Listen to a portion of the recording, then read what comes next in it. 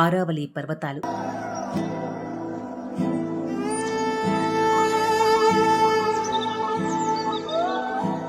ఢిల్లీ నుండి హర్యానా, రాజస్థాన్ మీదుగా గుజరాత్ వరకు విస్తరించి ఉన్న సుమారు 300 కోట్ల సంవత్సరాల చరిత్రకు నిశ్శబ్ద సాక్ష్యం ఈ ఆరావళి పర్వతాలు.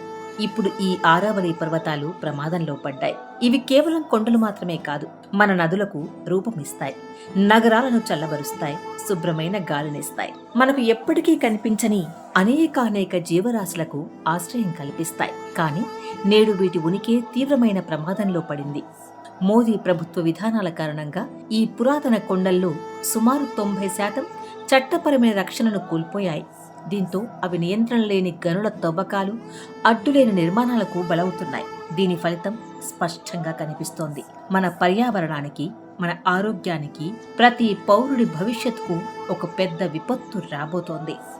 ఆరావళి పర్వతాలను రక్షించడం అంటే కేవలం ప్రకృతిని కాపాడుకోవడం మాత్రమే కాదు, మనని మనం రక్షించుకోవడం కూడా. ఇవి గంగా, సింధు నదుల మధ్య ఉన్న వాటర్ షెడ్ గా పనిచేస్తాయి. ప్రతి సంవత్సరం ప్రతి హెక్టార్కు దాదాపు 20 లక్షల లీటర్ల భూగర్భ జలాన్ని రీఛార్జ్ చేస్తాయి. ఈ నీరు గురుగ్రామ్, ఫరీదాబాద్ ఇంకా అనేక గ్రామాలకు జీవనాధారం. చిన్న కొండ శిఖరాలు కూడా థార్ ఎడారి నిరంతర విస్తరణను నియంత్రిస్తాయి, స్థానిక పర్యాటక రంగానికి ఊతమిస్తాయి. ఈ కొండలు వన్యప్రాణులకు ఆశ్రయం కూడా. 200కు పైగా పక్షి జాతులు, అంతరించిపోతున్న జంతువులకు ఈ పర్వతాలు నివాసం.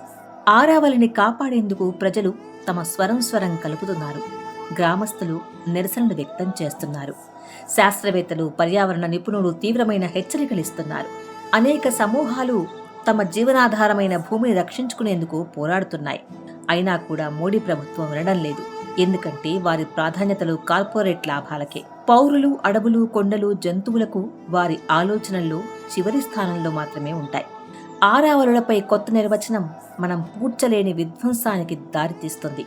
అసలు నిజం ఏమిటంటే, ఆరావళ్లను కోల్పోతే అది కేవలం కొండలను కోల్పోవడం మాత్రమే కాదు, మన నీరు, మన శుభ్రమైన గాలి, వరదలు, కరువులు, ఎడారీకరణ నుంచి మనల్ని కాపాడే రక్షణను కూడా కోల్పోవడం. అందుకే ఈ ఆరావళి పర్వతాన్ని రక్షించేందుకు నిలబడ్డం మన బాధ్యత మాత్రమే కాదు, మన జీవన పోరాటం కూడా.